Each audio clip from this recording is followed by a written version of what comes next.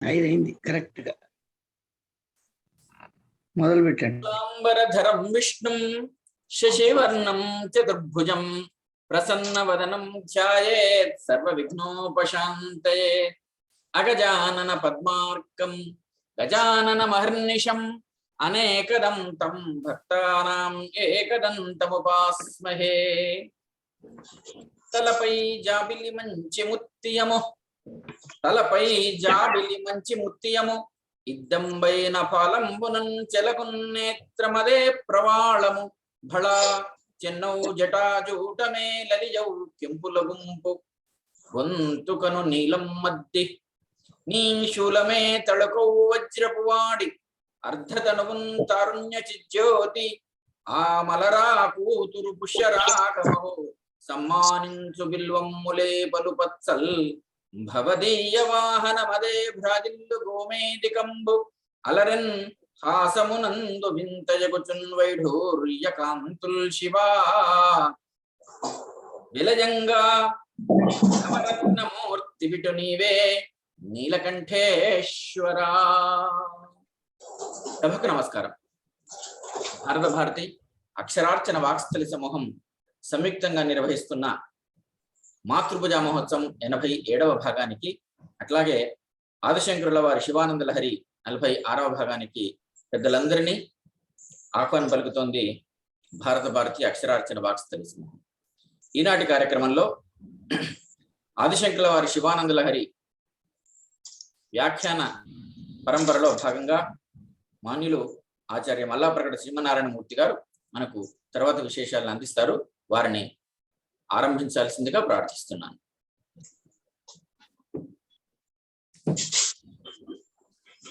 నమః శివాభ్యాం నవయౌవనాభ్యాం పరస్పరాశ్లిష్టవపుర్ధరాభ్యాం నగేంద్రకన్యా వృషకేతనాభ్యాం నమో నమః శంకర పార్వతీభ్యాం. ఆది దంపతుల పాదార విందాలకు సభక్తికంగా సహస్రాధికంగా మునుముందుగా ప్రణామాలు సమర్పించుకుంటూ, భారత భారతికి నిరంతరం అక్షరార్చన సాగిస్తున్న మాన్య మహోదయులు డాక్టర్ గిరిజా మనోహర్ బాబు గారు, శ్రీ కుందావజ్జల కృష్ణమూర్తి గారు, శ్రీ నారుమంచి వెంకట అనంతకృష్ణ గారు, శ్రీ పాలకుర్తి రామమూర్తి గారు తదితరులైన ఎందరో సాహితీవేత్తలు పెద్దలు అందరికీ ముందుగా నా నమస్సుమాలు. తమ గృహాంగణాలలో ఉంటూనే అంతరంగాన్ని పరమేశ్వర సదనంగా చేసుకుని శివ ఆనంద లహరిలో జగద్గురువులు అనుగ్రహించిన దివ్యమైన వాంగ్మయ అమృతాన్ని ఆస్వాదిస్తున్న ఆత్మబంధువులందరికీ సాధువాదాలు సమర్పించుకుంటూ, శివానంద లహరిలోని 46వ భాగానికి స్వాగతం, శుభ స్వాగతం. సర్వాలంకారయుక్తాం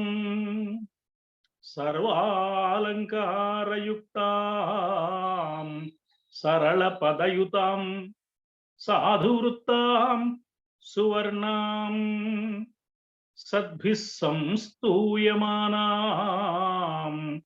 సరసగుణయుతాం లక్షితాం లక్షణాఢ్యాం ఉద్యద్భూషా విశేషాం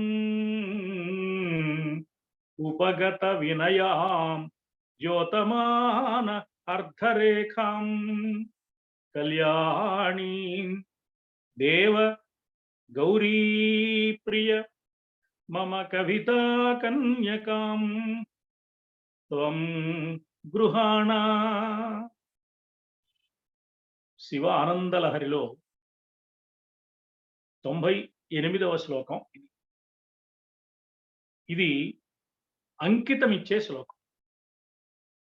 తన కావ్యాన్ని, ఈ స్తోత్ర కావ్యాన్ని, ఈ భక్తి భావ సంభరితమైన సుమధుర భావాలతో నిండిన ఈ కావ్యాన్ని ఒక అందమైన కావ్య కన్యగా భావించి ఆదిశంకరులు పరమేశ్వరుడికి అంకితం ఇచ్చే సందర్భంలో చెప్పిన శ్లోకం.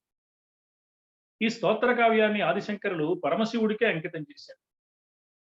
కావ్య రచన చేసిన వాళ్ళని కృతికర్త అని, కావ్యాన్ని అంకితం తీసుకున్న వాళ్ళని కృతి భర్త అని అనడం, కావ్యాన్నేమో కన్య అని భావించడం సాహిత్య లోకంలో చిరకాలంగా వస్తున్న ఒక ఆలంకారిక సంప్రదాయం.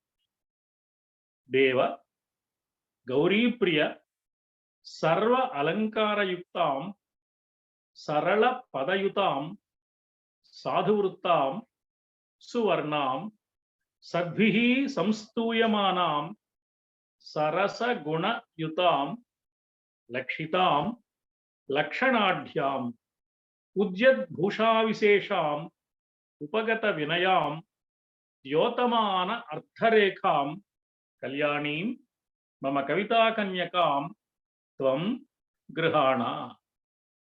దేవా, గౌరీ ప్రియ, ఇవి సంబోధనలు. అంటే ఈ స్తోత్ర కావ్యాన్ని ఆదిశంకరులు పరమశివుడికే అంకితం చేస్తున్నారు. అందుకని ముందుగా పరమశివుడిని పిలుస్తున్నారు. మహాదేవ పార్వతీ ప్రియ, పార్వతీ ప్రియ, గౌరీ ప్రియ, గౌరీనాథ ఇలా పిలిస్తే ఆ స్వామి ఉప్పొంగిపోతాట. లోకట కూడా అనుకున్నాం మనం, అర్ధనారీశ్వరుడు కాబట్టి తనలో అర్ధభాగమైన అమ్మవారి పేరుతో కలిపి తన పేరు పిలిచినప్పుడు పరమేశ్వరుడు చాలా ఆనందిస్తాడు అన్నది భక్తుల అభిప్రాయం. అలా పరమేశ్వరుణ్ణి మహాదేవ గౌరీ ప్రియ అని పిలిచి తన కావ్య కన్యను సమర్పిస్తున్నారు ఆదిశంకర్. కావ్య కన్యాదానం చేస్తున్నారన్నమాట. సర్వసంగ పరిత్యాగి అయిన ఆదిశంకరులు చేస్తున్న అపురూపమైన కన్యాదానం ఇది. సర్వసంగ పరిత్యాగికి సంసారం ఏముంది, సంతానం ఏముంది? ఆయన సంతానం కావ్య సంతానమే. సప్త సంతానాల్లో కృతి ప్రశస్తమని చెప్పారు. అందుకని కృతి కన్యను దానం చేస్తున్నారు. ఈ కవితా కన్యను చేపట్టగలిగిన వరుడు పరమేశ్వరుడే. అందుకని పరమేశ్వరుడికి అంకితం చేస్తూ మమ కవితా కన్యకాం, స్వామి నా కవితా కన్యను అంటున్నారు ఆదిశంకరులు. అంటే శివ ఆనంద లహరి అనే కావ్యం ఒక సర్వాంగ సుందరమైన రచన కాబట్టి అది ఒక కవితా కన్య వలె అందంగా ఉంది. కవితా కన్య అయింది, కేవలం కవిత మాత్రమే కాదు. కన్య ఎలా అన్ని మంచి లక్షణాలు కలిగి అందంగా, సుకుమారంగా, లక్షితంగా ఉంటుందో ఈ కావ్యం కూడా అలా ఉంది. కాబట్టి తన కవితను కన్యతో పోల్చి నా కవితా కన్యను త్వం గృహాణ అని ప్రార్థిస్తున్నారు ఆదిశంకర్. అంటే నా కావ్య కన్యను స్వీకరించు స్వామి అని పరమశివుడికి విన్నవించుకుంటున్నారు ఈ శ్లోకంలో. మరి కావ్యకన్యను స్వీకరించవయ్యా అని అడిగినప్పుడు ఊరికే స్వీకరించమంటే సరిపోతుందా? ఆ కావ్యకన్య ఎలాంటిదో తెలియాలి కదా. ఏమయ్యా కావ్యకన్యను స్వీకరించమంటున్నావు, మరి అమ్మాయి ఎలాంటిదో ఏమిటో, మరి గృహిణిగా ఉండదగిన మంచి లక్షణాలు ఉన్నాయా లేవా, నాకు సౌకర్యంగా ఉంటుందా లేదా అని పరమేశ్వరుడికి సందేహం కలుగుతుందేమో అని ఆ కావ్యకన్య ఎలాంటిదో, ఆమె గుణగణాలు ఏమిటో వివరిస్తున్నారు వరుసగా. కావ్య కన్య అంటున్నారు కనుక అటు కవిత్వానికి ఇటు కన్యకు కూడా అన్వయించే విధంగా శ్లేష అలంకార ధోరణిలో రెండు అర్థాలు స్ఫురించే విధంగా రచన చేస్తున్నారు ఆదిశంకర్. ఆ విశేషాలు చూద్దాం. సర్వాలంకారయుక్తం శివానందలహరి అనే ఈ కావ్యంలో ఉపమ, ఉత్ప్రేక్ష, రూపకం, శ్లేష, అనుప్రాస మొదలైన అలంకారాలన్నీ ఉన్నాయి. అటు శబ్దాలంకారాలు, ఇటు అర్థాలంకారాలు. ఇప్పుడు ఈ సర్వాలంకారయుక్తం అని ప్రారంభమైన ఈ శ్లోకంలోనే శ్లేషాలంకారం ఉంది. ఒకటి కావ్యానికి ఒకటి కన్యకు అన్వయించే విధంగా ఇలా ఎన్నో శ్లోకాలలో ఎన్నో అలంకారాలు పొదిగారు ఆదిశంకర్. కాబట్టి ఈ కావ్యం సర్వాలంకారయుక్త అలా చెప్పడం వల్ల అలంకారాలతో కూడి చెప్తే ఏమిటయ్యా ప్రయోజనం అంటే కావ్యం ఆసక్తికరంగా ఉంటుంది. కవిత్వం వినడానికి ఆసక్తిని కలిగిస్తుంది. పొడి మాటలు చెప్పే కన్నా ఒక మంచి అలంకారంలో పొదిగి చెప్పినప్పుడు, ఒక పోలిక చెప్పినప్పుడు, ఒక ఊహ చెప్పినప్పుడు, ఒక రూపకం చెప్పినప్పుడు, ఒక అర్ధాంతరన్యాసతో సమర్థించినప్పుడు, ఒక శ్లేష ప్రయోగించి రెండు భావాలు చెప్పినప్పుడు, కళాభ్యాం చూడాలంకృత శశికళాభ్యాం అని ప్రారంభించి అనుప్రాస విన్యాసాన్ని ప్రదర్శించినప్పుడు, గళంతి శంభో చరిత సరిత కిల్బిషరజో దళంతి అని అనుప్రాసను ప్రయోగించినప్పుడు చెవికి ఇంపుగా ఉంటుంది, మనస్సుకు ఆహ్లాదాన్ని కలిగించి ఆసక్తికరంగా ఉంటుంది. అందుకని తన కావ్యకన్య అన్ని అలంకారాలు కలిగి ఉన్నది. అందువల్ల ఈ కావ్యకన్య స్వీకరించడానికి యోగ్యురాలైందయ్యా. మరి కన్యగా ఏమిటి అంటే, కన్య సాధారణంగా కన్యాదానం చేసేటప్పుడు సాలంకృత కన్యాదానమహం కరిష్యే, అన్ని అలంకారాలు ఉన్న కన్యను దానం చేస్తారు. ఇది సంప్రదాయం. ఈ కన్య ఇలాంటి అన్ని అలంకారాలు కలిగి ఉన్నది సుమా ఈ కావ్య కన్య అని చెప్పడం కోసం సర్వాలంకారయుక్తం, ఇది మొదటి లక్షణం. ఇంకా ఈ కావ్యానికి, కావ్యమనే ఈ కన్యకు ఉన్న మరో లక్షణం ఏమిటయ్యా అంటే సరళ పదయుతం. తన కవిత సరళమైన పదాలతో ఎవరైనా సరే చదువుకుని ఆనందించడానికి వీలైన విధంగా ఉన్నది అని ఆదిశంకరులు విన్నవించుకుంటున్నారు. అంటే అంతగా శాస్త్ర విషయాలు లేకుండా హృద్యమైన ఆర్ద్రమైన భావాలు సరళమైన పదాలలో పొదిగి ఆదిశంకరులు అందించారు ఈ శివానంద లహరిలో. అందువల్ల సరళ పదయుతం. అంతేకాదు, ఈ కావ్యంలో పదాలన్నీ సరళంగా ఉంటాయి. ఊరికే సరళంగా ఉంటే చాలా అంటే ఆహ్లాదాన్ని కూడా కలిగిస్తాయి. అందువల్ల ఈ కావ్యకన్య సరళ పదయుతం. మరి కన్య అన్నప్పుడు పదయుత అంటే పాదాలు కలిగింది. ఈ కన్య పాదాలు చిగురుటాకుల్లా మెత్తగా సుకుమారంగా ఉన్నాయి. ఆమె నడక, ఆమె నడత ముచ్చటగా ఉంది. పాదాలు బాగుంటే నడక బాగుంటుంది, నడక బాగుంటే నడత బాగుంటుంది. కాబట్టి ఆమె నడక, నడత ముచ్చటగా ఉన్నాయని చెప్పడానికి ఈ కన్యకు నీవు స్వీకరించడానికి తగిన మంచి లక్షణం ఉన్నదయ్యా, సరళ పదయుత. అంతేనా అంటే సాధు వృత్తం. ఈ కావ్యంలో ఇతివృత్తం ఎంతో చక్కనిది. మానవ జీవితాన్ని మంచి మలుపు తిప్పటానికి అనువైన ఇతివృత్తం కలిగిన కావ్యం కాబట్టి ఇది సాధు వృత్త. ఓ కావ్యం మనం చదువుకున్నప్పుడు ఆ కావ్యం చదివినందువల్ల ఆనందం కలిగితే సరిపోదు. ఆనందంతో పాటు అందులో మంచి ఉపదేశం ఉండాలి. మానవుడు తన జీవితంలో అనుసరించదగిన మంచి విషయాలు. ఆనందం కలిగించేట్టుగా ఎందుకు ఉండాలి అంటే, ఆనందం కలిగించేట్టుగా ఉంటే చదువుతాడు. చదివించడం కోసం ఆనందం కలిగించాలి. చదివినందువల్ల ప్రయోజనం కలగడం కోసం ఉపదేశం ఉండాలి. ఆనందోపదేశాలు సాహిత్యానికి ప్రయోజనం అని మన పెద్దలు చెప్పారు. కేవలం ఆనందాన్ని కలిగిస్తే చాలదు, కేవలం ఉపదేశాన్ని ఇస్తే చాలదు. కేవలం ఉపదేశాన్ని ఇస్తే శాస్త్రం అవుతుంది, కేవలం ఆనందాన్ని ఇస్తే వినోదం అవుతుంది. సాహిత్యం వినోదం మాత్రమే కాదు, శాస్త్రం మాత్రమే కాదు, ఆనందాన్ని ఉపదేశాన్ని సమ్మిళితం చేసి చెప్పేది. పైగా కాంతా సంహితంగా ఉపదేశిస్తుంది కావ్యం అన్నారు. కాబట్టి అందులో ఇతివృత్తం ప్రధానం. ఎందుకని అంటే, ఇతివృత్తం అంటే అందులో చెప్పవలసిన ప్రధానమైన వస్తువు. ఇతివృత్తంతో కావ్యస్య శరీరం పరికీర్తితం అన్నారు అలంకారి. శరీరం ఎంత ముఖ్యమో ఇతివృత్తం అంత ముఖ్యమయ్యా. మనిషికి శరీరం ఎంత ముఖ్యమో ఇతివృత్తం అంతే ముఖ్యం. ఇతివృత్తం లేకుండా ఏం చెప్తాడు? మంచి ఇతివృత్తం ఉంటే, మంచి కథాబలం ఉంటే, ఎన్ని అలంకారాలు ప్రయోగించినా, ఎన్ని కల్పనలు చేసినా, ఎన్ని చమత్కారాలు వాడినా, ఎన్ని అనుప్రాస విన్యాసాలు చూపించినా వాటన్నింటికి ప్రయోజనం కలుగుతుంది, వాటన్నిటికీ ఒక దీప్తి కలుగుతుంది. అవేవీ లేకుండా ఎన్ని ప్రయోగిస్తే మాత్రం ఏం లాభం? అందువల్ల ఇతివృత్తం చాలా ముఖ్యం. ఆ ఇతివృత్తం సాధువు అయిన ఇతివృత్తం. సాధువు అంటే మానవుణ్ణి మంచి మార్గంలో నడిపించడానికి ఎలాంటి ఇతివృత్తం కావాలో అలాంటి ఇతివృత్తం అన్నమాట. కాబట్టి మానవ జీవితాన్ని మంచి మలుపు తిప్పేందుకు అనువైన ఇతివృత్తం ఈ కావ్యంలో ఉంది. కాబట్టి శివానంద లహరి అనే కావ్యం సాధు వృత్త.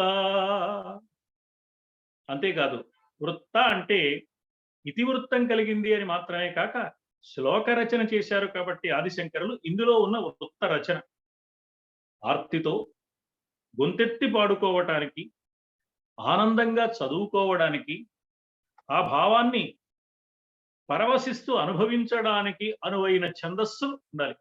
అలాంటి ఛందస్సులతో ఈ కావ్య రచన జరిగింది. ఆర్యావృత్తాలు, మత్తేభ శార్దూలాలు, శిఖరిణి, శ్రద్ధర, వసంత తిలకం, వసంత మాలిక లాంటి అద్భుతమైన వృత్తాలు ఈ కావ్యంలో ఉన్నాయి. అక్కడక్కడ ఆర్యావృత్తాలు కూడా ఉన్నాయి.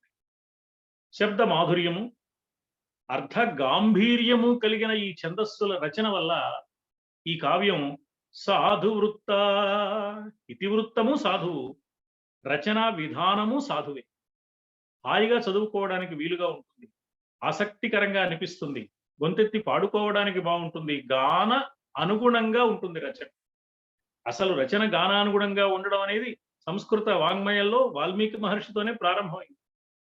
వాల్మీకి మహర్షి శ్రీమద్ రామాయణ రచన చేసినప్పుడు అది వీణా తంత్రుల మీద మీటడానికి వీలుగా ఉన్నది అని వర్ణించారు. అంతేకాక అందువలనే అది పాఠ్యే గేయేచ మధురం, చదువుకోవడానికి మధురంగా ఉంది, గొంతెత్తి పాడుకోవడానికి మధురంగా ఉంది. పాదబద్ధో అక్షర సమహ తంత్రీలయ సమన్విత, వీణ తంత్రుల మీద వీణ తీగల మీద హాయిగా పాడడానికి అనువుగా వాల్మీకి మహర్షి రచన చేశారు శ్రీమద్ రామాయణ మహాకావ్యాన్ని.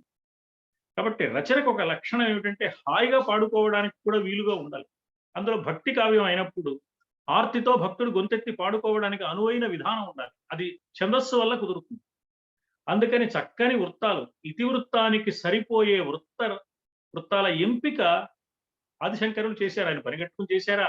తపశ్శక్తి వల్ల ఆ మహానుభావుడు ఆయన సంకల్ప మాత్రం చేత ఏ భావము ఏ వృత్తంలో ఒదిగి వ్యక్తం కావాలో ఆ భావము ఆ వృత్తంలో ఒదిగి వ్యక్తమైంది. ఒక వంక శబ్ద మాధుర్యం, మరో వంక అర్ధ గాంభీర్యం, ఇలాంటివన్నీ ఈ ఛందస్సుల్లో ఒదిగిపోయాయి. అందువల్ల ఈ కావ్యం ఈ అద్భుతమైన వృత్తాలతో కూడి ఉండి సాధు వృత్త అయింది. ఇతివృత్తం వల్ల సాధువు, ఇందులో ప్రయోగించిన ఛందస్సు వల్ల కూడా సాధువే. అందువల్ల రెండింటి వల్ల సాధు వృత్త. మరి కన్య అనుకున్నప్పుడు ఈ కన్య మృదువైన సాత్వికమైన భావాలతో కూడిన వృత్త అంటే ప్రవర్తన కలిగింది, ప్రవృత్తి కలిగింది ఆమె మనస్తత్వం. ఆ మనస్తత్వం ప్రకారం ఆమె ప్రవర్తించే విధానం సాధు స్వభావం అన్నమాట. అత్తవారింట అడుగుపెట్టే కోడలుగా ఉండదగిన కన్యకు వివాహానికి యోగ్యత ఎప్పుడు అంటే ఈ సాధు వృత్తం కలిగినప్పుడు, ప్రవర్తన సక్రమంగా ఉన్నప్పుడు, ప్రవృత్తి ఆహ్లాదకరంగా ఉన్నప్పుడు, తన వల్ల ఇతరులందరికీ ఆనందాన్ని కలిగించే మంచి స్వభావము ఆమెకు సహజ సిద్ధంగా ఉన్నప్పుడు. ఈ కావ్యానికి ఆ లక్షణం ఉంది. కన్యతో పోలుస్తున్నారు కాబట్టి ఆదిశంకరులు మా అమ్మాయికి సత్ప్రవర్తన కలిగిందయ్యా, సాధు వృత్త. ఆమె శరీర ఆకృతి ఎంత సౌందర్యాన్ని కలిగిందో, అది వృత్తాకృతిలో సాధు స్వభావాన్ని వెల్లడించేదిగా ఉంది. సాధు వృత్త అంటే వంక పెట్టడానికి వీలు లేని సత్ప్రవర్తన ఆమెకున్నది, మంచి నడవడిక కలిగిన అమ్మాయి సుమ.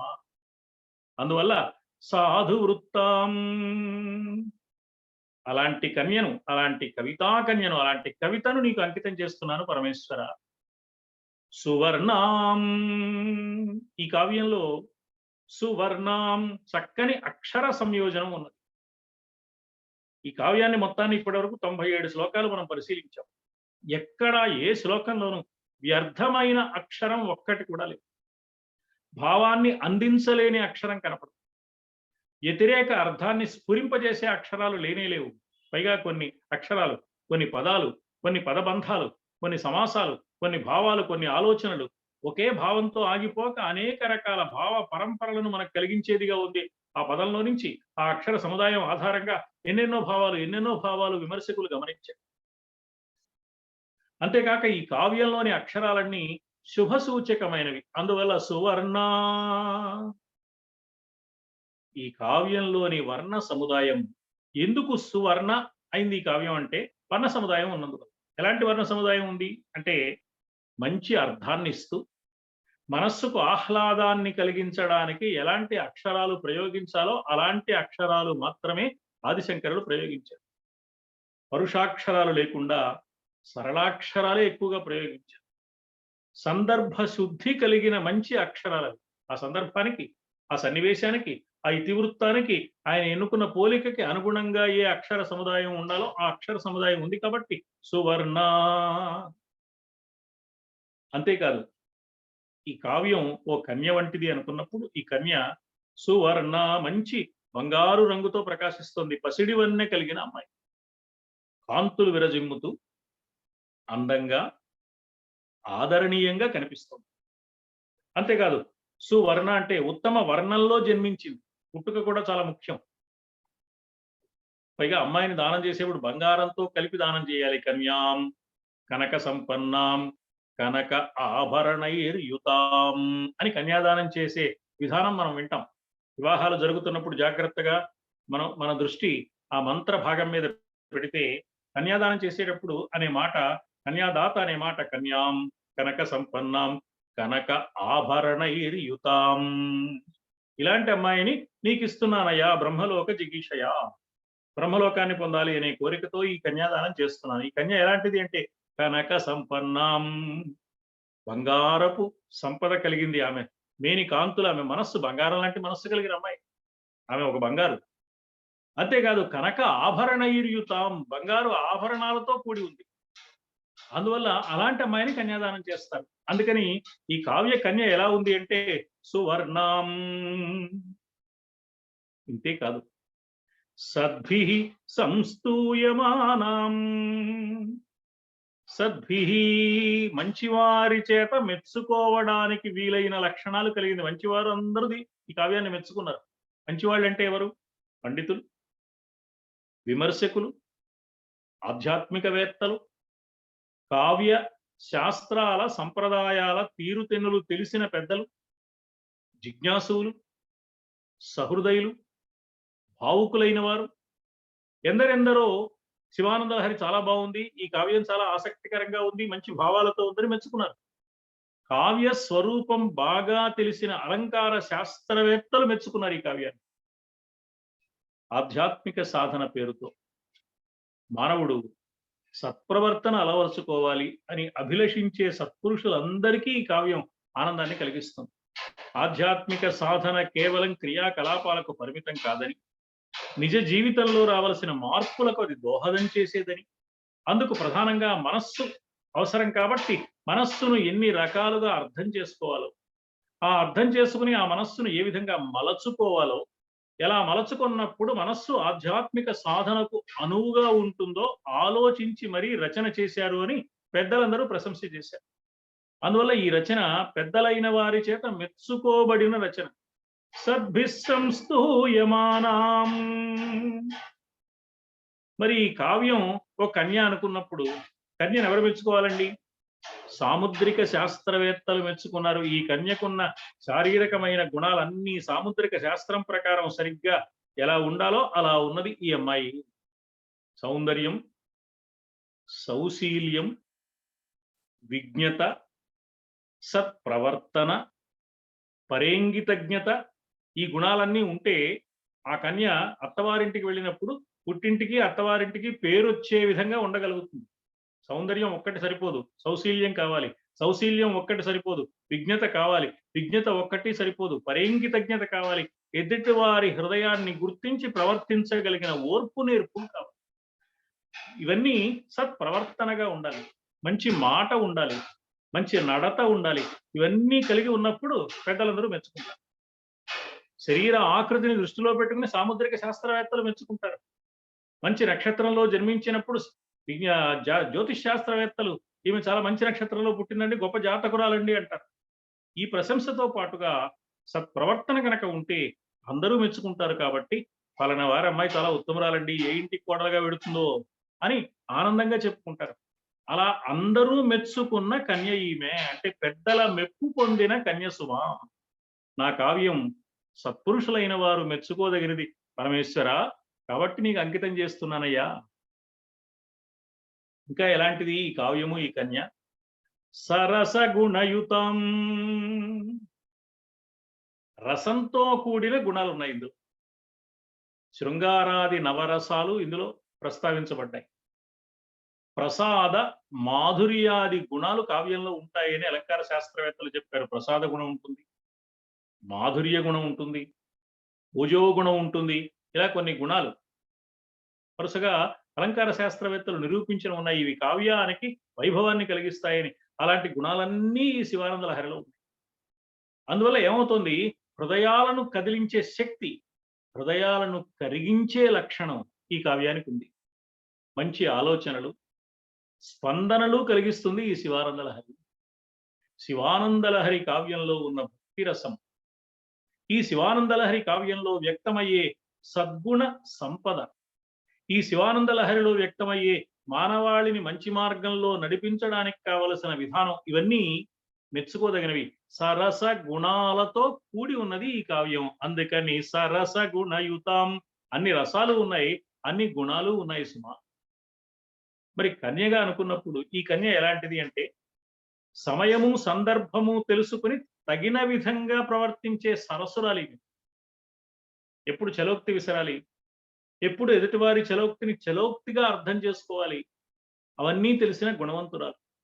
వరుడు రూపం కోరుకుంటాడు, మంచి యవ్వనం కోరుకుంటాడు, విలాస విభ్రమాది గుణాలు కలిగి ఉండాలి తన ఇల్లాలికి అని కోరుకుంటాడు. ఈ గుణాలన్నీ ఉన్నాయి కాబట్టి సరస గుణయుతాం, సరసమైన గుణాలు కలిగింది, రసస్ఫూర్తి కలిగిన గుణవంతురాలు. సరస సల్లాపాలతో, చిరు ప్రణయ కోపాలతో వరుడి మనస్సును అలరించే లక్షణం కలిగిన కన్య. ఎప్పటికప్పుడు తగిన విజ్ఞతతో మసలుకోగలిగిన సద్గుణ రాశి ఈ కన్య. కాబట్టి ఆమెకు రససిద్ధి ఉన్నది, సద్గుణ సంపద ఉన్నది. ఈ కావ్యం కూడా రససిద్ధిని కలిగించగలిగిన ప్రసాద మాధుర్యాది గుణాలతో ఉన్నది. కాబట్టి ఈ కావ్యము కన్య కూడా ఎలాంటి వాళ్ళు అంటే సరస గుణయుతం లక్షితాం. సాహిత్య శిల్పం, శబ్దం అర్థం.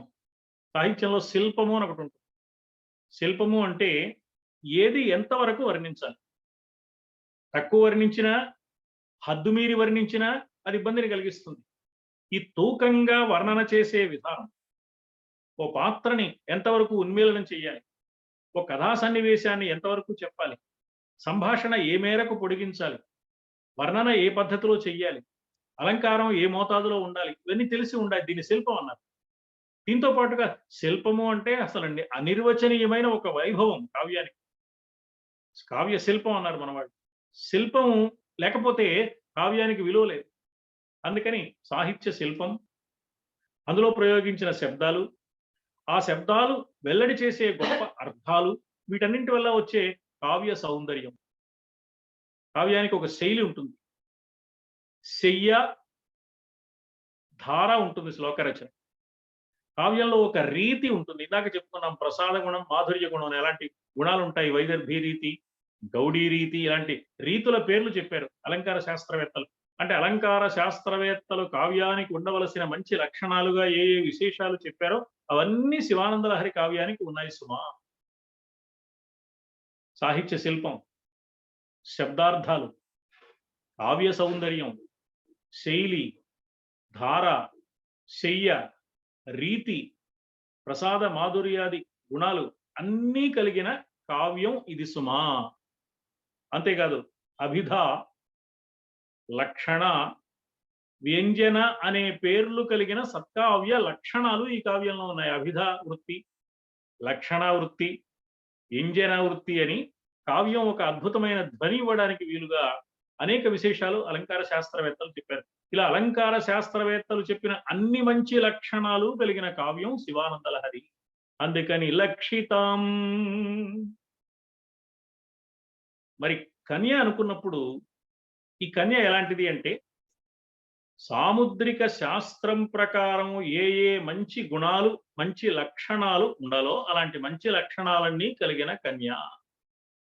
అంటే వరుడు కోరుకోదగిన మంచి లక్షణాలు. ఎలాంటి అమ్మాయి తన ఇంటికి వస్తే, తనకు భార్యగా ఉంటే, తనకు అర్ధాంగిగా ఉంటే తన జీవితం ఆనందమయం అవుతుందో, తన కలలు పండుతాయో, తన జీవిత ఆశయం నెరవేరుతుందో అలాంటి కన్యను కోరుకుంటాడు ఏ యువకుడైనా, ఏ వరుడైనా. అందుకని ఏ వరుడైనా ఎలాంటి ఉత్తమ గుణాలు కలిగిన కన్య కావాలని కోరుకుంటాడో అలాంటి లక్షణాలన్నీ ఉన్న కన్య ఈమె. అందుకని లక్షితాం. ఈ లక్షితాం అనే పదాన్ని మరికొంచెం వివరిస్తున్నారు తర్వాత. లక్షణాఢ్యాం. కవితాపరంగా చూసుకుంటే ఈ కావ్యం అనుకుంటే, కవిత అనుకుంటే చక్కని విషయాలను ప్రతిపాదించిన స్తోత్ర కావ్యం ఈ శివానంద లహరి. ఈ కావ్య అధ్యయనం కవులకు, పండితులకు, సాధకులకు ఎలా ఉంటుంది అంటే, ఒక్కమారు చదివితే మళ్ళీ మళ్ళీ చదవాలనిపించే లక్ష్యం కలిగించే కావ్యం. పద్యమొకమారు చదివిన భాగ్యమునకు మరల మరలను చదువగా మనసు పుట్టు అంటాడు కవి. ఒక్కసారి ఒక పద్యాన్ని చదివితే మళ్ళీ మళ్ళీ ఇంకోసారి చదువుదాం. అలాగే ఎవరైనా చదువుతుంటే వింటే ఇంకోసారి చదివితే బాగుంటుంది, ఇంకోసారి వింటే బాగుంటుంది. ఎంత బాగా రాశాడు ఈ పద్యం. పద్యం ఒక మారు చదివిన భాగ్యమునకు మరలను చదువగా మనసు పుట్టు. భావమొక వైపు శైలీ ప్రభావమొక వైపు నంజేరి గుండెలో పాతుకొనవే. ఒక పక్కన భావం, మరో పక్కన ఆ శ్లోకాన్ని రచించిన, ఆ పద్యాన్ని రచించిన శైలి విన్యాసం, ఈ రెండు కలిసి గుండెల్లో పాతుకుపోయినట్టు ఉంటాయన్నమాట. అలా మళ్ళీ మళ్ళీ చదవాలనిపించే లక్ష్యం కలిగే కావ్యం కాబట్టి లక్షణాఢ్య. లాక్షణికులు అంటే అలంకార శాస్త్రవేత్త. ఉత్తమ కావ్యానికి అలంకార శాస్త్రజ్ఞులు లక్ష్యంగా నిరూపించడానికి అనువైన కావ్యం శివానందలహరి. కవులు, పండితులు, సహృదయులు, విమర్శకులు, రసజ్ఞులు, భావుక పట్టభద్రులు, ఇలాంటి వాళ్ళందరూ మెచ్చే, ఇలాంటి వాళ్ళందరికీ నచ్చే మంచి విషయాలన్నీ కలిగిన కావ్యం ఇది. వాటన్నింటికీ లక్ష్యమయ్యా ఈ కావ్యం. అందుకని లక్షణాఢ్యం. ఇక కన్యగా అనుకుంటే అన్ని మంచి లక్షణాలే కలిగిన కన్య ఈమె. వరుడు కోరుకోదగిన మంచి లక్షణాలన్నీ ఈమెకు ఉన్నాయి కాబట్టి లక్షణాఢ్య. ఇంతేకాదు, ఈ కావ్యం ఎలాంటిది అంటే ఉజ్జద్భూషా విశేషం. చదువుతున్న కొద్దీ కొత్త కొత్త భావాలను స్ఫురింపజేసే కవిత శివానందలహరి. శివానందలహరి ఎప్పుడు పుట్టిందండి? ఎంతమంది శివానందలహరి మీద అనేక రకాల విశేషాలు తెలియజేశారు. ఇప్పటికీ శివానందలహరిలో నుంచి మళ్ళీ కొత్త కొత్త ఆలోచనలు, కొత్త కొత్త భావాలు, కొత్త కొత్త స్ఫురణలు కలగడానికి వీలుగా రచన జరిగింది అంటే ఉజ్జద్భూషా విశేషం. ఎప్పటికప్పుడు పవిత్ర భావాలను, మానవజాతి కళ్యాణానికి ఎలాంటి సత్ప్రవర్తన కావాలో అలాంటి సత్ప్రవర్తన పాఠకుల మనస్సులో ప్రోది చెయ్యడానికి వీలైన అద్భుతమైన రచన విన్యాసం, ఆసక్తికరంగా ఉండే అర్థాలంకారాలు, శ్లోకాన్ని మళ్ళీ మళ్ళీ చదువుకోవాలి అనిపించడానికి వీలైన అర్థాలంకారాలు, అందంగా ప్రతిపాదించే విధానం అన్నీ కలిగిన కావ్యం శివానందలహరి. ఏ విషయాన్ని చెప్పినా ఎంత అందంగా, ఎంత చమత్కారంగా, ఎంత ఆలంకారికంగా పరమశివుడికి విన్నవించుకుంటూ ఆదిశంకరుడు చెప్పారు. ఏమయ్యా, నా పాదాలు చాలా సుకుమారంగా ఉన్నాయి, నీ హృదయం ఏమో కఠినంగా ఉంది, ఎలా రమ్మంటావు నీ హృదయంలోకి అని ప్రశ్నిస్తావేమో, కొండల మీద తిరుగుతూనే ఉన్నావుగా స్వామి అన్నాడు. ఎంత చమత్కారంగా ఉంది భావం. ఇలా చక్కని అలంకారాల కాంతులు కలిగిన కావ్యం ఇది. అందుకని ఉజ్జద్భూషా విశేషం. ఒంటి మీద మంచి మంచి నగలు అలంకరించుకుంటే, బంగారు నగలు, అవి మెరుస్తూ ఉంటాయి. అలా ఈ కావ్యంలో ఎన్నో మంచి విషయాలు ఉండి ఆకర్షణీయంగా, ప్రకాశవంతంగా గొప్ప గొప్ప భావాలను, గొప్ప భావాల వెలుగులను పాఠకులకు అందించగలిగిన స్వభావం కలిగిన కావ్యం శివానందలహరి. అందుకని ఉజ్జద్భూషా విశేషం. చదువుతున్న కొద్దీ కొత్త కొత్త భావాలు, అర్థాలు, పోకడలు అందించగలిగిన గొప్ప శైలీ విన్యాసం కలిగిన కవిత ఇది. గొప్ప గొప్ప శబ్దార్థాలంకారాలు కలిగిన కావ్యం ఈ శివానందలహరి సుమ. ఈ కన్య అన్ని ఆభరణాలు ధరించి అందంగా ఉన్నది కాబట్టి ఉజ్జద్భూషా విశేషం. పవిత్ర భావాలతో, సత్ప్రవర్తనతో, అందంగా ఆకర్షణీయంగా కనిపించడానికి వీలైన అన్ని ఆభరణాలతో, విశేష కాంతులతో ప్రకాశించే కన్య ఈమె. మిలమిల మెరిసే నగలు, మంచి అలంకారాలు ఇవన్నీ ధరించి అందంగా ప్రకాశిస్తోంది ఈ కన్య. కాబట్టి ఉజ్జద్భూషా విశేషం. ఆ తరువాత మరో గొప్ప లక్షణం, ఇప్పటి వరకు చెప్పిన అన్ని లక్షణాలను మించిన లక్షణం చెప్తున్నారు. ఉపగత వినయం. ఎంత సౌందర్యం ఉన్నా, ఎంత తెలివితేటలు ఉన్నా, ఎన్ని అలంకారాలు, బంగారు నగలు ధరించిన కన్యకు వినయం లేకపోతే ప్రయోజనం. వినయము అంటే వినయం మాత్రమే కాదు, వినయము అంటే విధేయతగా ఉండే స్వభావంతో పాటు వినయము అంటే విశేషమైన నీతి. కావ్యం ద్వారా విశేషమైన నీతి తెలియాలి. ఆదిశంకరులు ఎన్ని గొప్ప నీతులు చెప్పారు, ఎన్ని అద్భుతమైన భావాలు చెప్పారు. పైగా ఎవ్వరిని నొప్పించకుండా, వినయంగా చెప్పారా అన్నట్టుగా చెప్పారు. ఎవరిపైన నిందలు వేయకుండా తాను ప్రతిపాదించదలుచుకున్న సత్యం ఏదో ఆ సత్యాన్ని అందంగా ఆహ్లాదకరంగా వివరించే కావ్యం ఇది. కవి హృదయాన్ని ఆస్వాదయోగ్యంగా హృద్యంగా వ్యక్తీకరించారు ఈ కావ్యంలో. శివానంద లహరిలో ఎన్నో నీతులు చెప్పారు. నీతిబోధకమైన కావ్యం ఇది. కాబట్టి ఉపగత వినయం, ఆ నీతులను వినయ పూర్వకంగా అందించారు తప్ప నేను జగద్గురువుని అనే అభిప్రాయంతో మన మీద రుద్దే ప్రయత్నం చేయలేదు. కేవలం చెప్పడం మాత్రమే కాకుండా నచ్చజెప్పే విధంగా ఆదిశంకరులు చెప్పిన మాట వినగానే అవును కదా, తప్పకుండా మనం పాటించాలి కదా అనిపించే విధంగా రచన సాగింది. కాబట్టి ఉపగత వినయం. ఇక కన్య విషయానికి వస్తే ఇందాకే అనుకున్నాం, వినయ విధేయతలు ముఖ్యమని. ఆ వినయ విధేయతలన్నీ కలిగిన అమ్మాయి. విడిసిపాటు అహంకారం ఉంటే ఎన్ని అలంకారాలు వేసుకున్నా ఎంత సౌందర్యం ఉన్నా ప్రయోజనం ఉండదు. అందుకని అటువంటి లక్షణాలు ఏమీ లేకుండా వినయ విధేయతలు కలిగిన అమ్మాయి, వినయంతో పాటు నైతిక సత్ప్రవర్తన కలిగిన అమ్మాయి ఈ కన్య. చూసి చూడగానే ఆమె వినయ సంపద మనకు తెలుస్తుంది. అలాంటి అమ్మాయి ఈమె. ఆ కావ్యం కూడా అలాంటిది. కాబట్టి ఉపగత వినయం. మరో ముఖ్య లక్షణం ఏమిటి ఈ కావ్యానికి, ఈ కన్యకు అంటే ద్యోతమాన అర్ధరేఖాం. ద్యోతమాన అర్ధరేఖాం, ప్రముఖమైన అర్థాలు.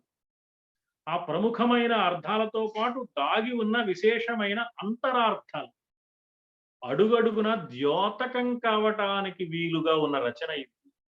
ద్యోతమాన అర్థ, గొప్ప గొప్ప అర్థాలు ద్యోతమానం కావడానికి ఒక రేఖ వలె పై కనిపిస్తూ ఆ రేఖను అనుసరించి మనం ఆలోచిస్తే ఎన్నో ఎన్నో గొప్ప గొప్ప అర్థాలు, ఎన్నో అంతరార్థాలు పైకి ఒక మాట కనిపిస్తుంది. ఆ మాట వెంట విశ్లేషణ చేసుకుంటూ వెళితే కొత్త ఆలోచనలు, గొప్ప ఆలోచనలు, అద్భుతమైన భావాలు మనస్సుకు అందే విధంగా చేసిన రచన. అందువల్ల అడుగడుగున అంతరార్థాలు ద్యోతకమయ్యే విధంగా ప్రముఖమైన అర్థాలు పైకి కనిపిస్తూ ఉన్నట్లుగా రేఖాత్మకంగా, రేఖాప్రాయంగా పైకి మామూలు మాటగా ఉంటుంది, లోపల ఎంతో విశేష అర్థం ఉంటుంది. ఏమయ్యా, నువ్వేమో బిచ్చగాడివి కదా, నా మనస్సేమో కోతిలా పిచ్చి పిచ్చిగా ప్రవర్తిస్తోంది. బిచ్చగాడికి ఎవరు బిచ్చం వేస్తారయ్యా, కాస్త కోతులు ఆడిస్తే మంచిది, ఈ కోతి నువ్వు తీసుకెళ్ళిపో. నీకేమో కాస్త బిచ్చం దొరుకుతుంది, నాకేమో ఈ కోతి బెడద వదిలిపోతుంది. అలాగే నా మనస్సులో భయంకరమైన కామ క్రోధాది క్రూర మృగాలు సంచరిస్తున్నాయి. నువ్వు ఎలాగూ కిరాతుడివే కదా, నా మనస్సులో వేటాడవయ్యా, నీకు వేట వినోదము తీరుతుంది, నాకు దుర్గుణాలు అనే క్రూర మృగాల బెడద వదిలిపోతుంది. ఎంత గొప్ప అర్థాన్ని పైకి మామూలు మాటలు చెప్తున్నట్టుగా చెప్తూ మానవుడి జీవితానికి అవసరమైన నైతిక సాధనానండి, ఆధ్యాత్మిక సాధనానండి, మానవుడు మానవుడుగా బతకడానికి, మంచి మానవుడు కావడానికి, ఉదాత్త మానవత్వాన్ని అలవరచుకోవడానికి కావలసిన అర్థాలను ద్యోతమానం చేసే, ద్యోతకమయ్యే విధంగా చేసిన రచన. కాబట్టి ద్యోతమాన అర్ధరేఖాం. ఈ శివానంద లహరి అంటే ధ్వని ప్రధానంగా నడిచిన ఉత్తమ కావ్యం సుమా. ఇక ఈ కావ్యాన్ని ఓ కన్యగా భావించినప్పుడు ఈ కన్య చేతుల్లో, పాదాలలో రేఖలు ఉంటాయి. ఆ రేఖలన్నీ భాగ్యరేఖా చిహ్నాలు. అర్థము అంటే సంపద. ద్యోతమాన అర్ధరేఖాం, బాగా సంపదలు లభిస్తాయి, ఈమెను వివాహం చేసుకుంటే కలిసి వస్తుంది, ఈమెను వివాహం చేసుకుంటే ఆర్థికమైన సమస్యలు ఉండవు అని చెప్పడానికి వీలైన రేఖలు ఈమె చేతుల్లోనూ పాదాల్లోనూ ఉన్నాయి. కాబట్టి భాగ్యరేఖ చిహ్నాలు, భాగ్యరేఖ అంటాం, దాన్ని అర్ధరేఖ అన్నారు. అవి ద్యోతమానం అవుతూ ఉన్నాయి. ద్యోతమాన అర్ధరేఖం, ఆ భాగ్యాన్ని ద్యోతకం చేసే అద్భుతమైన రేఖలు ఆమె చేతుల్లో ఉన్నాయి, ఆమె పాదాల్లో ఉన్నాయి. అంటే ఈమెను వివాహం చేసుకుంటే నీకు బాగా కలిసి వస్తుంది అని వరుడికి చెప్పడానికి వీలుగా ఉన్న కన్య ఈమె. అంతేకాదు, ఈమె ఎలాంటిది అంటే కళ్యాణి. మానవ జీవితంలో భర్త వెంట భార్య ఉన్నప్పుడు భార్య పక్కన చేరగానే కళ్యాణ పరంపరలు చేకూర్చే విధంగా ఉంటుంది ఉత్తమరాలైన స్త్రీ ఇల్లాలుగా వస్తే. అలాంటి గుణాలన్నీ కలిగిన కన్య ఈమె. ఈ కావ్యం మానవ జీవితానికి కళ్యాణప్రదమైంది సుమా, అంటే శుభ పరంపరలు కలిగించేది. శివానంద లహరిలో ఏ ఒక్క శ్లోకాన్ని అర్థం చేసుకోగలిగిన, ఆ శివానంద లహరిలో ఆ శ్లోకం చాటున ఆధ్యాత్మిక సాధనకో, నైతిక ప్రవర్తనకో, మానసిక పరివర్తనకో అనుగుణంగా ఆదిశంకరులు అనుగ్రహించిన అద్భుతమైన సందేశాన్ని అనుసరించగలిగినా కూడా జీవితం కళ్యాణ పరంపరలతో ఉంటుంది, అభ్యుదయ పరంపరలతో. అందుకని మోక్షప్రదమైన దివ్య స్థితిని ప్రసాదిస్తుంది సుమా. కళ్యాణము అంటే శుభం, మోక్షం కంటే శుభమేముంది? అందువల్ల మానవుడు ఎలా ప్రవర్తిస్తే మోక్ష సామ్రాజ్యాన్ని కరతలమలకం చేసుకోగలుగుతాడు. అందుకు వీలుగా రచన సాగిన అద్భుతమైన కావ్యం ఇది. అందుకని ఈ కావ్యం కళ్యాణి. పైగా మంగళాదీని, మంగళమధ్యాని, మంగళాంతాని కావ్యాని అని, కావ్యానికి అసలు ప్రయోజనమే అది, కావ్యం రచించవలసిన విధానమే అది. శుభప్రదమైన భావాలతో ప్రారంభం కావాలి, శుభప్రదమైన భావాలు కొనసాగాలి, శుభప్రదమైన భావాలతో కావ్యాన్ని పూర్తి చెయ్యాలి. ఇది ఒక మంచి సంప్రదాయం, భారతీయ సంప్రదాయం. భారతీయ కావ్య రచనకు భారతీయ ఆలంకారికులు విశ్వసించిన ఒక మంచి సంప్రదాయం, భారతీయ ఆలంకారికులు ప్రతిపాదించిన ఒక మంచి సంప్రదాయం. వ్యాస వాల్మీకాది కవులు, ఆ తర్వాత వచ్చిన కాళిదాసాది కవులు అనుసరించిన మంచి విధానం. ఆంధ్ర భాషలో కూడా, దేశ భాషల్లో కూడా కవులందరూ ప్రధానంగా ఈ భావాన్ని గౌరవించారు, అనుసరించారు. కాబట్టి మంగళాదిగా ప్రారంభమై మంగళ మధ్యమై కొనసాగుతూ ఈ కావ్యం మంగళాంతమయ్యే విధంగా ఉంది. కాబట్టి కళ్యాణి, సకల శుభాలను కలిగించి జీవితాలను చక్కదిద్దుకోవడానికి కావలసిన భావ పరంపరలు ఈ కావ్యంలో పుష్కలంగా ఉన్నాయి. కాబట్టి ఈ కావ్యం ఎలాంటిది అంటే కళ్యాణము అంటే శుభము, అభ్యుదయము కలిగించేది సుమా. కాబట్టి కళ్యాణి. ఈ కన్య కూడా కళ్యాణి అంటే శుభప్రదమైన విధానం కలిగింది. ఈమె అడుగుపెట్టిన ఇంటికి సకల శుభాలు కలుగుతాయి, శుభ పరంపరలు వస్తాయి సుమా. ఇలాంటి ఉత్తమురాలైన కన్య అత్తవారింట అడుగు పెట్టగానే ఆ ఇంట ధనధాన్య రాసులు వర్ధిల్లుతాయి. కాబట్టి కళ్యాణి. ఇలా కావ్యానికి కన్యకు ఉన్న అన్ని మంచి గుణాలు వరుసగా ఏకరువు పెట్టి అంటున్నారు ఆదిశంకరులు, గౌరీప్రియుడవైన ఓ పరమేశ్వర, ఈ కవితా కన్యను నువ్వు చేపట్టవయ్యా, నాకు ఆనందం కలిగించు అని ఆదిశంకరులు పరమేశ్వరుని ప్రార్థిస్తున్నారు. ఎందుకనంటే ఉత్తమురాలైన కన్యకు, ఉత్తమమైన కవితకు ఏ సద్గుణ పరంపర ఉండాలో ఆ సద్గుణ పరంపర పరిపూర్ణంగా ఉన్న కావ్యం ఇది, పరిపూర్ణంగా ఉన్న కన్య ఈ కావ్య కన్య. మరి అన్ని గుణాలు ఉన్నప్పుడు తగిన వరుడిని ఎన్నుకోవాలి కదా, పరమేశ్వరుడే తగిన వరుడు, ఆ పరమేశ్వరుడికి తగిన కన్య ఈమె, ఈ కావ్య కన్య అని ఈ శ్లోకంలో కావ్యానికి కన్యకు సరిపోయే విధంగా ఉత్తమ గుణాలన్నీ ఏకరువు పెట్టి వరుసగా వర్ణించారు ఆదిశంకర్. కావ్యాన్ని కన్యతో పోల్చి కృతి కన్యాదానం చేసే సంప్రదాయాన్ని ఈ శ్లోకంలో మనకు చూపిస్తున్నారు ఆదిశంకరులు. అందువల్ల ఇవన్నీ, ఈ గుణాలన్నీ చెప్పి ఇలాంటి కావ్య కన్యను త్వం గృహాణ, నువ్వు స్వీకరించవయ్యా అంటున్నారు. సర్వాలంకారయుక్తాం సరళ పదయుతాం సాధువృత్తాం సువర్ణాం సద్భిః సంస్తూయమానాం సరసగుణయుతాం లక్షితాం లక్షణాఢ్యాం ఉజ్జద్భూషా విశేషాం ఉపగత వినయాం ద్యోతమానార్ధరేఖాం కళ్యాణీం దేవ గౌరీ ప్రియ మమ కవితా కన్యకాం త్వం గృహాణ. అపారమైన భక్తితో, అచంచలమైన విశ్వాసంతో ఆదిశంకరులు తన కావ్య కన్యకున్న గుణాలన్నీ ప్రస్తావన చేసి ఇలాంటి కావ్య కన్యను నీవు స్వీకరించు స్వామి అని అంకితం చేశారు కావ్యాన్ని. అంతులేని భక్తి పారవస్యంతో, నిరంతర శివచింతన తత్పరమైన మనస్సుతో ఆదిశంకరులు శివానందలహరి రచననే ఒక తపస్సుగా నిర్వహించారు. ఆయన ఏదో తపస్సు చేశారు, పాలధార పంచధార అనే ప్రాంతంలో శ్రీశైల క్షేత్రానికి వెళ్ళి అక్కడ పాలధార పంచధార అనే ప్రాంతంలో తపస్సు చేశారని, మనం ఆ క్షేత్రానికి యాత్రకు వెళ్ళినప్పుడు ఆ పాలధార పంచధార అన్న చోట ఇగో శివ జగద్గురువులైన ఆదిశంకరులు ఇక్కడే తపస్సు చేశారండి, ఇక్కడే శివానందలహరి రచన చేశారు అనిపిస్తుంది అని ఒక మాట కనపడుతుంది. తపస్సు చేసే శివానందలహరి రాయడం అనేది ఒక మాట, అసలు శివానందలహరి రచనే ఒక తపస్సు. రచనను అర్చనగా భావించిన వారు ఆదిశంకరులు. రచన ఒక కళ కాదు. మానవ జీవితంలో ఉన్న కళలన్నీ సంగీతం కానీ, సాహిత్యం కానీ, నాట్యం కానీ, చిత్రలేఖనం కానీ, శిల్పం కానీ అవి ఎంత కళలో అంత పూజా ద్రవ్యాలు. కేవలం కళగా వాటిని భావిస్తే కలిగే ప్రయోజనం పరిమితంగా ఉంటుంది. ఆ కళను దైవానికి సమర్పణం చేయడానికి వీలుగా వినియోగించుకోగలిగినప్పుడు దానికి కలిగే ప్రయోజనం అనంతంగా ఉంటుంది. తనకు మాత్రమే కాక ఇతరులకు కూడా ఆనందాన్ని కలిగించి ఇతరుల బ్రతుకులు సార్థకం కావడానికి కూడా ఈ కళాత్మకమైన ప్రక్రియ ఉపయోగపడుతుంది. కాబట్టి ఆదిశంకరులు శివచింతన తత్పరమైన మనస్సుతో ఈ రచనను ఒక తపస్సుగా నిర్వహిస్తున్నారు.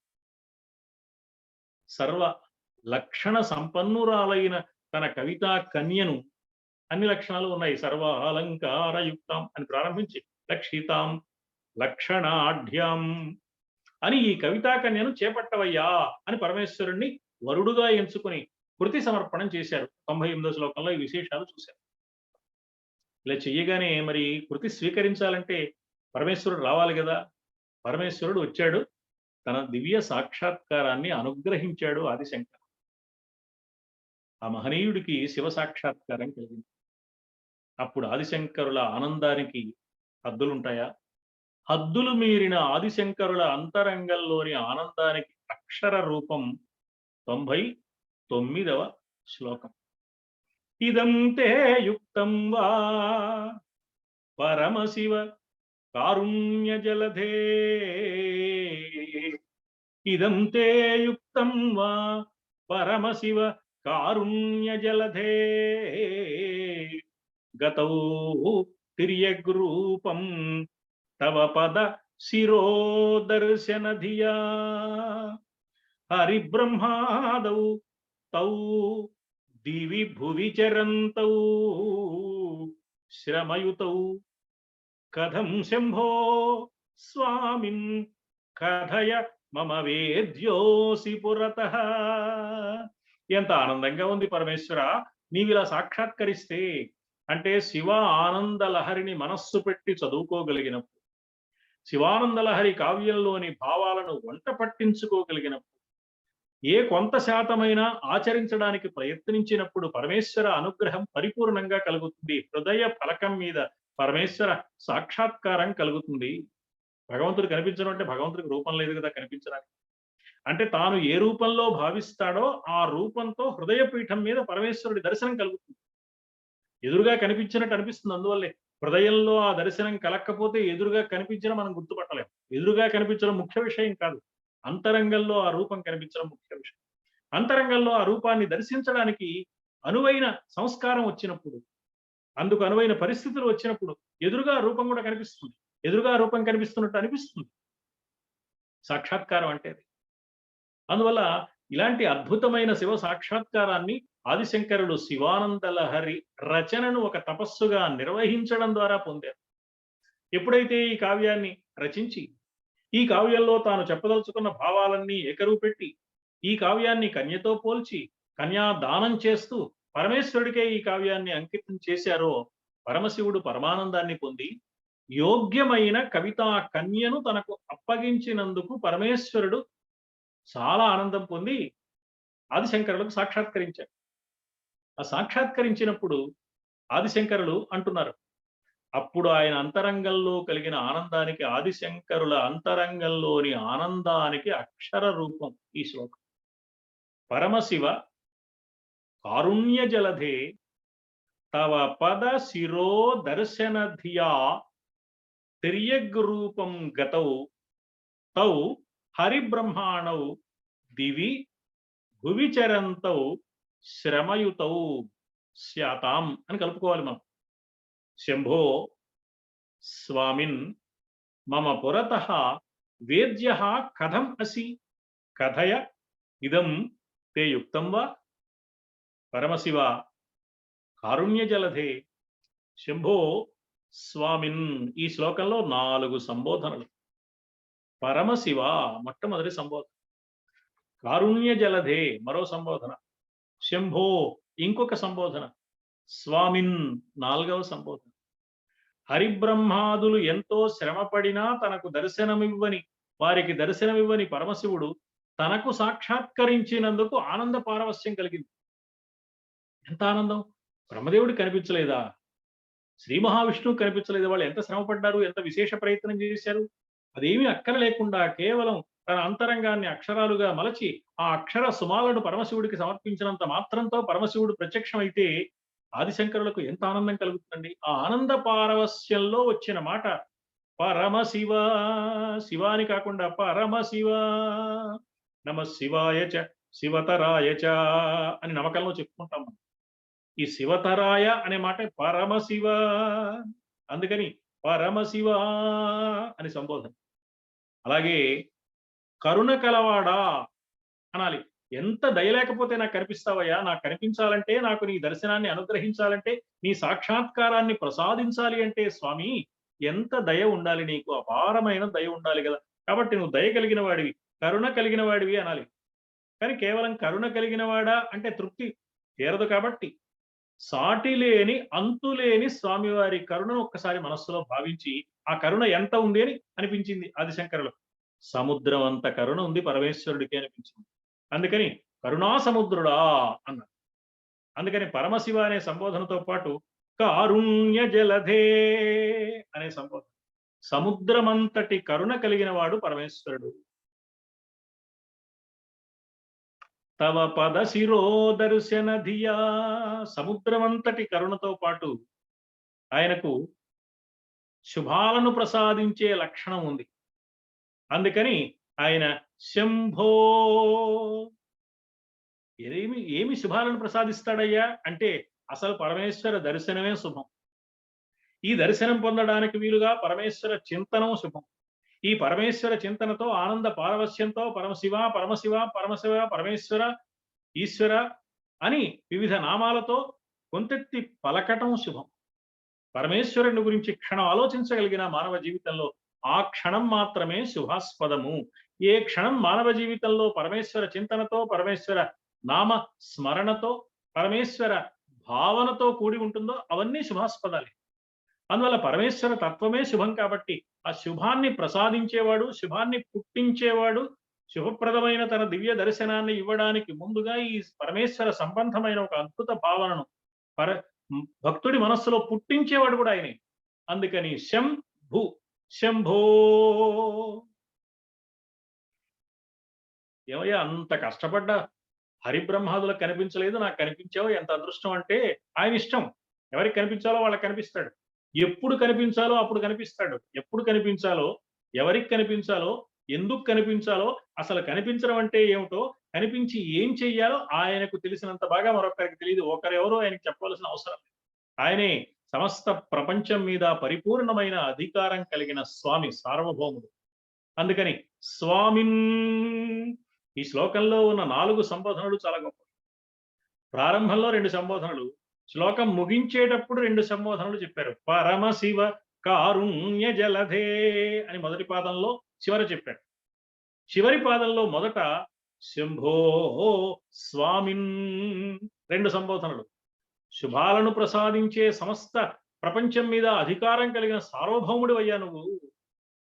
మామూలు శివుడివి కాదు, పరమశివుడివి. నిన్ను మించిన వాడు మరొక్కడు లేడు. కారుణ్య సముద్రుడివి. ఈ కారుణ్య సముద్రుడివి కాబట్టి నాకు కనిపించావు. పరమశివుడివి కాబట్టి నీ అంతటి వాడు కనిపించడం ఆనందం. కనిపిస్తే కలిగే ప్రయోజనం ఏమిటి అంటే నువ్వు శంభుడివి కాబట్టి శుభాలు ఇస్తావు. ఎందుకు కనిపించగలిగావు? వాళ్ళకి కనిపించకుండా నాకెందుకని వాళ్ళు అడగచ్చు. ఏమయ్యా మాకు కనపడలేదు, ఆ శంకరాచార్యులకు ఎందుకు కనపడ్డావు అని. నీ ఇష్టం, అందుకని నువ్వు స్వామివి అని ఈ 4 సంబోధనలు సార్థకమైన సంబోధనలు, చక్కని సంబోధనలు ప్రయోగించి ఆ తరువాత విషయాన్ని ప్రతిపాదిస్తుంది. ఇదం తే యుక్తం వా పరమశివ కారుణ్య జలధే గతౌ తిర్యగ్రూపం తవ పద శిరో దర్శన ధియా హరిబ్రహ్మాదౌ తౌ దివి భువి చరంతౌ శ్రమయుతౌ కథం శంభో స్వామిన్ కథయ మమ వేద్యోసి పురతః అని విషయమంతా చెప్పాక మళ్ళీ 2 సార్లు శంభో స్వామిన్, పరమశివ కారుణ్య జలధే అని ప్రారంభించి శంభో స్వామిన్ అని చివరి పాదంలో మళ్ళీ అంటే తల్లికి బిడ్డ మీద ప్రేమ ఎక్కువైనప్పుడు నా చిన్న, నా కన్న, నా బుజ్జి, నా చిట్టి ఎన్నిసార్లు పిలుస్తుంది? ఆ పేర్లకు ఏమైనా అర్థం ఉంటుందా? అన్నిసార్లు ఎందుకు పిలవాలి? ఓసారి అంటే చాలు కదా అనే మాటకు అర్థం లేదు. అది శాస్త్రం ప్రకారం ఒకసారి పిలిస్తే చాలు, రెండోసారి పిలిస్తే పునరుక్తి అంటే పిచ్చివాడు అంటారు వాడిని అలా సిద్ధాంతం చేస్తే. ఆ ఆనంద పారవస్యం అలా ఉంటుందన్నమాట. ఇక్కడ ఆనంద పారవస్యం పలుకులుగా మారిపోయి పరమేశ్వరుడు యొక్క దివ్య వైభవాన్ని మనస్సులో భావించి ఇప్పుడు జరిగిన సన్నివేశాన్ని కూడా దృష్టిలో పెట్టుకుని పరమశివ కారుణ్య జలధే శంభో స్వామిన్ ఒక్క శ్లోకంలో ఒక్క సంబోధన ఉంటే చాలు కదండి, ఎందుకండి ఇన్ని సంబోధనలు అని ప్రశ్నించడం అర్థరహితం. ఎన్ని సంబోధనలైనా ఉంటాయి, ప్రతి సంబోధన సార్థకం, వ్యర్థమైన పదం ప్రయోగించడు కదా. సరళ పదయుతం అని ఇందాకే అనుకుంది 98వ శ్లోకం ప్రారంభంలోనే చెప్పారు. కాబట్టి ఏ సంబోధన ఏ లక్ష్యంతో ప్రయోగిస్తున్నారో ఆదిశంకరులు, ఏ అభిప్రాయంతో ప్రయోగిస్తున్నారో మనం గమనించగలిగితే ప్రతి సంబోధన ఒక అద్భుతమైన దివ్య భావాన్ని ఇస్తుంది. తవ పద శిరో దర్శన ధియా తిర్యగ్రూపం గతౌ తౌ హరిబ్రహ్మాణౌ దివి భువి చరంతౌ శ్రమయుతౌ స్యాతాం. ఇక్కడ ఏ విషయాన్ని ప్రస్తావిస్తున్నారు అంటే, నాకు కనిపించావు బానే ఉందయ్యా, నాకు ఎలా కనిపించావయ్యా, నేను ఎంత గొప్పవాడినా ఏమిటి, నాకు ఎలా కనిపించావు అంటే చాలా గొప్పవాళ్ళు అనుకున్న వాళ్ళకి కనపడలేదు. నీ పాదాలను శిరస్సును దర్శించాలనే ఆలోచనతో ప్రయాణం ప్రారంభించారు. తవ పద శిరో దర్శన ధియా ఏం చేశారు? తిర్యగ్రూపం గతవు పశుపక్ష్యాదుల రూపాన్ని పొందారు. బ్రహ్మదేవుడు హంసగా మారిపోయాడు, అది పక్షి రూపం. శ్రీ మహావిష్ణువు వరాహంగా రూపాన్ని ధరించాడు, అది పశు రూపం. పశుపక్ష్యాదులుగా మారారు. తిర్యగ్రూపం గతవు ఎవరు? తౌ హరిబ్రహ్మాణవు ఆ శ్రీ మహావిష్ణువు, ఆ బ్రహ్మదేవుడు. తక్కువ వాళ్ళ సృష్టికర్త ఒకడు, స్థితికారకుడు మరొక్కడు. అంతటి మహానుభావులు 4 వేదాలను లోకానికి అనుగ్రహించిన బ్రహ్మదేవుడా, సమస్త సృష్టికి పోషణ కార్యక్రమాన్ని నిర్వహించే స్థితికారకుడా, వాళ్ళు నిన్ను దర్శించాలని, నీ పాదాలను చూడాలని, నీ శిరస్సును చూడాలని అనుకున్నారా? అనుకుని తమ స్థితిని మరచిపోయి తమ స్థాయిని వదిలిపెట్టి పశువుగా పక్షిగా మారిపోయారా? మారిపోయి ఏం చేశారు? ఏమైనా తక్కువ శ్రమ పడ్డారా? దివి భువి చరంతవు ఆకాశంలోనూ భూమిలోనూ సంచరించారు. నేల మీద సంచరించడం వేరు, భూమి అడుక్కి వెళ్ళి సంచరించారు, పాతాళం దాకా వెళ్ళాడు వరాహ రూపంలో శ్రీ మహావిష్ణువు. ఆకాశం అంచు వరకు ఎగిరాడు హంసగా మారిన బ్రహ్మదేవుడు. కాబట్టి దివి భువి చరంతవు.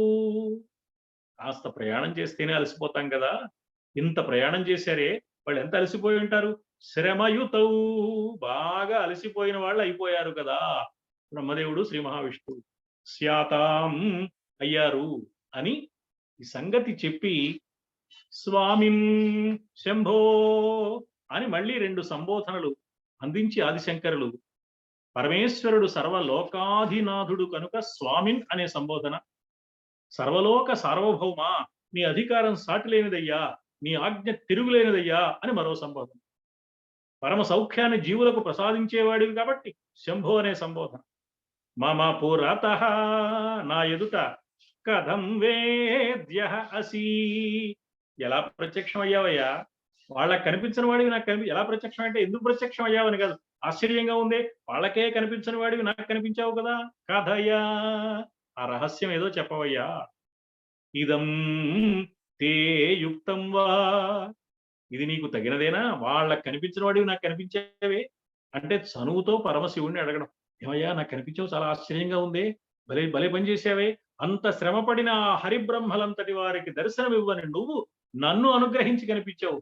ఎంత కరుణ ఉంటే కుదురుతుంది? కరుణా సముద్రుడివి కాబట్టి, శుభాలను ప్రసాదించే స్వభావం కలిగిన వాడివి కాబట్టి శంభో ఇదం తే యుక్తం వా ఇది నీకు తగినదేనా అంటే ఇది నీకు తగినదే. ఎందుకంటే నువ్వు శంభుడివి కాబట్టి, నువ్వు కరుణా సముద్రుడివి కాబట్టి, నువ్వు సార్వభౌముడివి కాబట్టి నీకు ఇది తగినదే సుమా. నీ పరమ కారుణ్యానికి నువ్వు నాకు దర్శనం ఇవ్వడం అనే ఈ సన్నివేశమే ప్రత్యక్ష నిదర్శనం సుమా అని కృతజ్ఞతను వెల్లడిస్తున్నారు జగద్గురువులైన ఆదిశంకరులు ఈ శ్లోకంలో. పరమేశ్వరుడి పాదాలను దర్శించాలనే ఆకాంక్షతో మహావిష్ణువు వరాహ రూపాన్ని ధరించి ప్రయత్నించిన, పరమేశ్వరుడి శిరస్సును దర్శించాలనే కోరికతో బ్రహ్మదేవుడు హంస రూపాన్ని ధరించి ఆకాశం వరకు ప్రయాణించిన, వారికి తన దర్శనాన్ని అనుగ్రహించని పరమశివుడు తనకు దర్శనం అనుగ్రహిస్తే పరవశించి ఆ పారవస్యం పలుకులై ఇదంతే యుక్తం వా అని ఒక అద్భుతమైన భావ పరంపరను ఆదిశంకరులు 99వ శ్లోకంలో అనుగ్రహించారు. ఈ శ్లోకంలో ఆదిశంకరుల అంతరంగంలోని అనుభూతి, ఆనందం, మరిన్ని విశేషాలు వచ్చే వారం మనం ముచ్చటించుకుందామని సవినయంగా విజ్ఞప్తి చేసుకుంటూ స్వస్తి సర్వేషాం సమస్త సన్మంగళాని. మాన్యమిత్రులు మల్లాప్రగడ శ్రీమన్నారాయణ గారు ఇవాళ మనకు శివదర్శనం చేయించారు. నిజంగా శంకర భగవత్పాదుల వారి శ్లోకాలలో వారు అంకితంలో చెప్పినట్లుగా అలంకారయుక్తంగా, సరళ పదయుక్తంగా ఎట్లా ఉందో మనం ఈ అన్ని శ్లోకాలలో ఉన్నటువంటి విశేషాంశాలను వారు మనకు వివరించారు. ఇక్కడ ఆదిశంకరుల వారు చెప్పింది కేవలం వారి శ్లోకాలను గురించే కాదు అని అనిపిస్తుంది. ప్రపంచంలో కవిత్వాన్ని గురించి ఎవరు ఆలోచించినా, ఎవరు కవిత్వాన్ని లోకార్పణం చెయ్యాలనుకున్నా ఈ విధమైనటువంటి భావాలతో కవిత్వాన్ని నిర్మించడానికి సిద్ధపడాలి అనేటువంటి ఒక ధ్వనిని వారు ఈ శ్లోకం ద్వారా, అంకిత శ్లోకం ద్వారా మనకు అందించినట్టుగా భావిస్తున్నాం. పరమేశ్వర దర్శనం అనడానికి, పరమేశ్వర దర్శనం కావడానికి మనిషి అంతరంగం ఎంత తపించాలో చాలా స్పష్టంగా శంకర భగవత్పాదుల వారు మనకు సెలవిచ్చారు. వారి మార్గంలో వెళ్ళడానికి అనుకూలమైనటువంటి వ్యాఖ్యానాన్ని మనకు అందిస్తున్నటువంటి పెద్దలు మల్లాప్రగడ వారికి ధన్యవాదాలు తెలియజేస్తున్నా. స్వస్తి. ఇంకా ఎవరైనా మాట్లాడతారు సార్? లేకపోతే చివరం ఎట్లాగో చివరి రోజు కాబట్టి అందరి అభిప్రాయాలు తీసుకుందామా?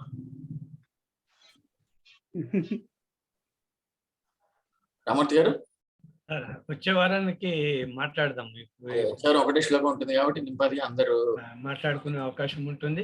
సరే తర్వాత వారు చెప్పాక వారికి ఏమైనా నమస్కరించడం తప్ప మన శ్లోకాల మీద మనం మాట్లాడేది ఏముంటుంది సార్? ఒకసారి ఇప్పుడు గిరిజా మనోహర్ బాబు గారే పెద్దగా మాట్లాడలేదు, ఇక అలాంటి వాళ్ళు ఏం మాట్లాడతారు ఇంకా?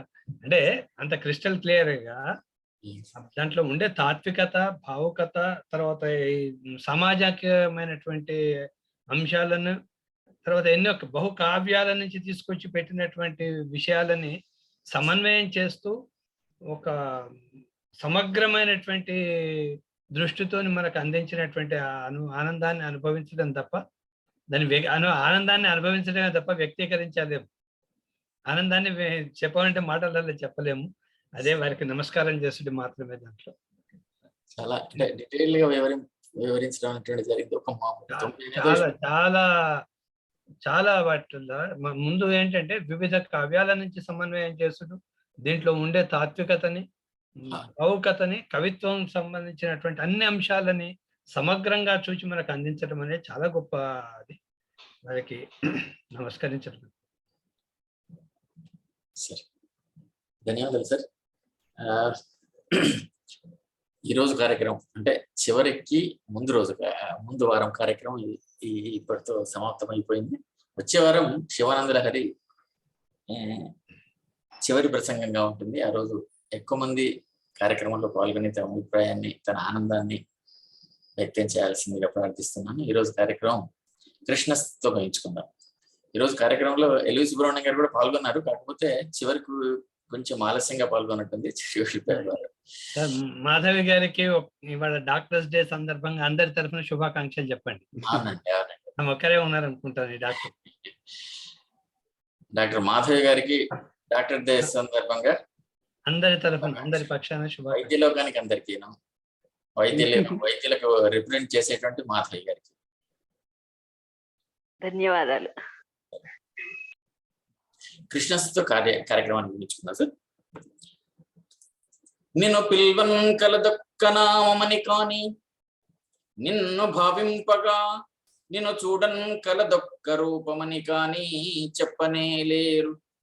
కావున నిన్ బిల్చుట నిన్ను జూచుటయు నీ ఉన్నట్లు భావించి చింతనగా వించుట సాధ్యమైన పనియేనా గోపికా వల్లభా. నమస్కారం.